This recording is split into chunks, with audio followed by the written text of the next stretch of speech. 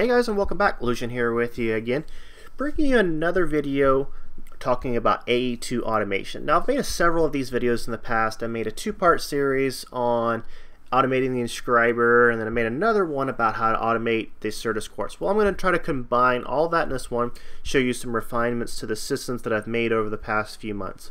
First thing I want to address is I've received some comments over the last few months about, hey, I did this wrong, or I could have done this differently. Some of those comments are absolutely correct. When I started making these videos, it was not only to teach myself how to use the system, but also so I can share my knowledge with others. So there were a few times where I could have done something differently. But hopefully with this video I can show you the refinements that I've made, and that way I can stop getting stop getting comments that, hey, I made a mistake on a video 2 months. Yeah, probably so. I've learned quite a few things in the past 2 months since I started making these videos, or 2 or 3 months, however long it's been.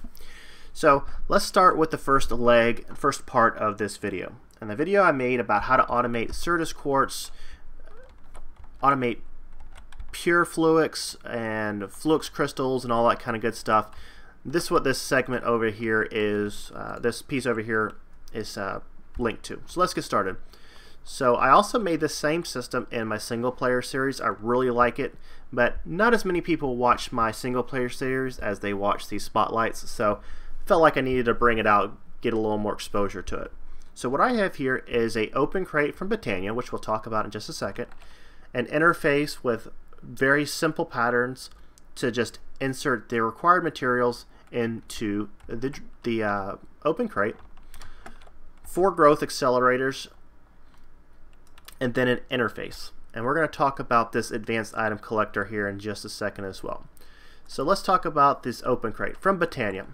Now, I know there's probably a handful of people that don't really like to get into the magical mods and probably don't like to get into Britannia because the world gen is just crazy. But I assure you, this open crate is worth the trouble.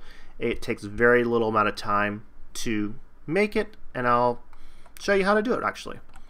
So open crate is made out of 7 living wood planks. Now, to make the living wood planks, you're going to make living wood. Living wood is made up of oak that's in a square around a pure daisy. It takes about 2 minutes, less than 2 minutes to, I think it's actually about 90 seconds for this to change over from oak to living wood. To make this pure daisy is very, very simple. It's these mystical white flowers. I can grab this little book. 4 of these petals, so 2 of these mystical flowers and the petal apothecary with some water and some seeds, and you get this pure daisy.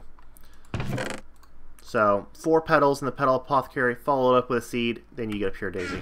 So this whole system right here takes less than 5 minutes to make.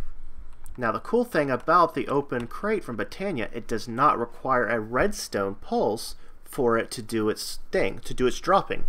So that's where it differs from a vanilla dropper or a open blocks dropper, that those two require a redstone pulse, which can be complicated but also easy at the same time, depending on what mods you have available and how complicated you want to make it.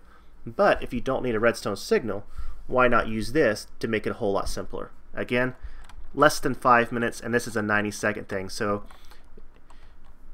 literally you could probably make it in probably like 3 minutes, honestly. So it's worth your trouble. So we have our materials coming in through our interface to our dropper, or to our open crate.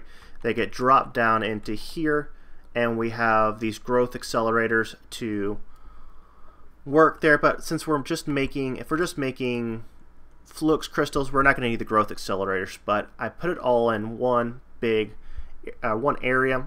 That way we can also automate creating pure flux crystals and pure Certus quartz. So that's why it's all kind of here. Now, what I have here is an advanced item collector from Random Things. It's not that expensive, but it's not cheap either. Some obsidian, iron, ender pearl, a diamond, glowstone. So what the cool thing about this, if you click on it, it will collect items in this radius, and you can adjust it however you see fit, but it also has a filter. So you can see when I press shift on my filter that I have it only collecting items that are named flux crystal, pure flux crystal, or pure Certus quartz. So as things fall down, they have enough time to mature in the water before the item collector snatches them back up. Now I use the advanced one because the advanced one allows you to have a filter where the regular item collector does not. Now there's several other ways to automate this. I believe I did it in one other video with a world interaction upgrade and a extra utilities transfer node. That still works too, but I just like this one right here. It works kind of auto-magically. So that's how that works, and I can show you very quickly. Say if we want a flux crystal, we can just request that, and you'll see them drop down. They do drop one by one. You'll see a little bit of a particle effect, and the item collector sucks it right back into the network through the interface. And I threw down some smart cable, that way you guys can just kind of see how many channels I'm using. I'm only using 2 channels. That's for these 2 interfaces. Then for this requires channel. So you'll see a little bit of smart cable just kind of stuck around. That way you can see what I'm working with. Okay. So on some of my other videos, I showed you how to automate the inscriber. So that's what this side of the system is for. So I've made some changes, and I want to kind of go over them with you. On the back of this little control center I actually have 3 1K crafting storage computers. Now in my previous video, I used the coprocessor and the processor. You do not need the coprocessor. The coprocessor, it works completely different than what I was originally understanding, so you do not need it for this type of situation. Now if you have multiple molecular assemblers, then that's when it's going to come in handy. But this pure simple system, I just threw down 3 1Ks. That will allow me to craft 3 different items at the same time. Because in one of the videos, you guys were commenting, hey, I can't craft more than one time. Well, that's because I only had 1 crafting storage computer at the time. I wasn't taking into account that you may want to craft more than 1 item processor in this case at the same time. So 3 down here, 3 seems to work real good, and these things aren't that expensive. They're just the 1Ks and just 2 calculations. So throwing 3 down will definitely ease your system up. Okay, so what I have here coming off of the orange cable, I have just a sag mill and an alloy furnace, alloy smelter. I actually don't have anything hooked up to the alloy smelter because I just skipped that step. But on here, I have it set up to make flux, dust, and Certus dust. And on the configuration tab, I have this set to both push and pull. So that way the interface can act not only as a delivery mechanism, but also a retrieval mechanism. So we can test that system out. So let's say I just want to craft, just make me, nope, wrong one. How about just make me 1 piece of Certus dust, please. And you can hear the machine run real quick, and now we have our Certus dust in there. So pretty simple. Now coming over here, actually let's cover the charger. I have coming off the purple line here is a charger to charge Certus quartz. So I have here on this side, charged Certus quartz is made with 1 Certus quartz. So basically it'll just stick a piece of Certus quartz in there. And I do not have this set up because you don't need to. It's smart enough to realize when it's charged and to go ahead and extract. So that's coming off the purple line. Now let's jump over here into the cyan line. So here's my new setup for the Inscribers. So it's using Ender.io and AE. So I just have just ran a little quick piece of cable off to go ahead and supply it power. The way everything has power. And then I have 5 Inscribers. So what this does is I have an interface here that sets it to make, let's say in this case, a calculation processor. Throw in 1 piece of redstone, 1 piece of silicon, and 1 piece of pure Certus quartz. Dump that into this chest.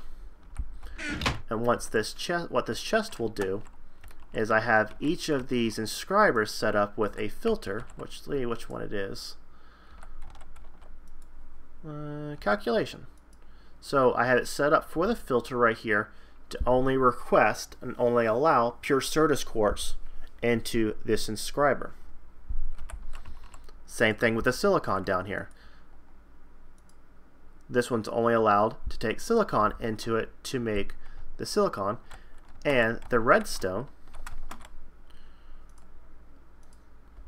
come on, the redstone is only allowed to go into this inscriber into the middle slot. This one out here is the one that the inscriber that puts everything together. So basically it'll dump all the materials you need into this chest, or in this case a strongbox.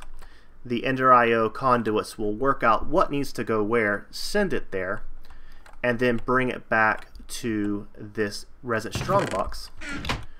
And then I have import bus set to only extract the final and finished product. Now, when we're talking about the calculation processor, remember we have to make pure Certus quartz to be able to make that.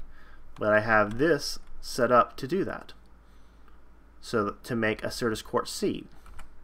Well, to make a Certus quartz seed, you have to have a Certus quartz dust with a piece of sand. So again, I have all that automated. So let's run it through a complete test. So I'm going to make a calculation processor. So that means it's going to need to grind up a piece of Certus quartz into dust, combine it with a piece of sand, send it over here to this side to make the pure Certus, and then send it over here to make a calculation. So let's give that a shot. So I don't have any errors on here. Now also, since I have 3 crafting CPUs, you can see I can alternate and pick which one I want, but automatic works fine for me. So you can see it's working. So you saw the sag mill come on. You can see now the Certus dust is in there, growing up to be a big old boy, and then it'll be sent over there. Now, some of you may be asking, the system is a little bit slow. If you're crafting it one by one, it is a little bit slow. Now, I'm starting to try to design a system that will allow you to keep X amount of processors in the network at all time. I'm still working that out, but I'm still having a little bit of trouble based on the channels and using a lot of cable. So I do have a solution for that, but you can see this guy's almost finished, and we'll let him finish before we do that system. So I'll just kind of give a little tour. Now these interfaces, I do have terminals. I have an interface terminal. This is really neat. Allows you to access all the interfaces from here instead of having to run around all your base, and you can just remove patterns as you see fit. Just a regular crafting terminal, and then my encoding pattern terminal here. So that's my 3 patterns. But I'm just going to kind of fly around, show you the system so you can see if you see any issues or how to model it after what I did. Just creative power off the back, nothing special there. Well, you can see it's almost done, and then once it gets finished, we can follow it down the chain to get made. But I don't want everybody to kind of get too worked up about using the Britannia. Trust me, it's worth it. I mean, I'm not saying you can't use a vanilla dropper. Well, I wouldn't use a vanilla dropper because it doesn't drop straight. But I'm not saying you couldn't use like an open blocks dropper. But this one I found works so much better. So we could see that we already missed the making of that. And now it's making the final processor. Import it back into the network. And there we go. We have our calculation processor. And it still left me 1 Certus quartz seed, which that's understandable. So pretty cool. Throw that away. And you can see I didn't have anything already pre-crafted. All crafted from 1, 2, 3, 4, 5, 6, 7. Those 7 things. Now, so my solution, if you are, let's say you're getting ready to go to do a, you start to work on AE a lot and you want to go ahead and have a lot of bulk materials ready. Well, come up to this chest, just dump in all your materials to this this buffer chest. As long as you have the equal parts and the correct parts, the Ender IO conduit systems and the Inscriber, it'll sort itself out. I should have tossed in. I didn't toss any redstone in. That's my fault. We'll toss in some redstone. And you can see it'll just sit there and craft away, minding its own business. And it's pulling power off the AE2 network, so don't have to worry about power. And you can see it's working. So that's a good solution if you want to keep, or you're starting to work on a bigger project and you need a handful of materials ready to go. Like if you're getting ready to make a bunch of imports or export buses and you need a lot of logic, just go over there and dump in a handful of gold and silicon and redstone, and within a few minutes this system will go ahead and fix it all for you. So you can see it's slowly working its way through. And I'm just using a resonant strong box. There's no reason, just felt like it looked cool for the day. So looks like it has finished making all the engineering circuits, all the diamond ones. It's made all the logic ones. So now it's just making the silicon, just basically as soon as it can craft, it makes. Now unfortunately there's not a tier 2 inscriber to make these go a little faster. I would like to see an upgrade path for these inscribers if they did stay in AE. I don't even care if it's more expensive, just to make it a little bit faster, because there's such a delay by the time the materials get in there to when it actually stamps it. So we're talking about 5-second, Anyway, so hopefully you enjoyed this video. Hopefully you learned something. Hopefully it was entertaining. Again, I'm always open to questions, comments. I'll read every comment that I get. Try to respond to every comment that I get. And again, I'm still going to be working and try to do these AE2 videos. As I learn more, I'm going to make a video, and then as soon as I make the video, as I learn more, you'll see it right back here on my channel. If you're new to my channel, thanks for hanging out. Hopefully you guys enjoyed it. Stick around my channel. I am running a single player series and a multiplayer series, as well as doing some other spotlights. So feel free to check those out. And I will see you guys on the next one.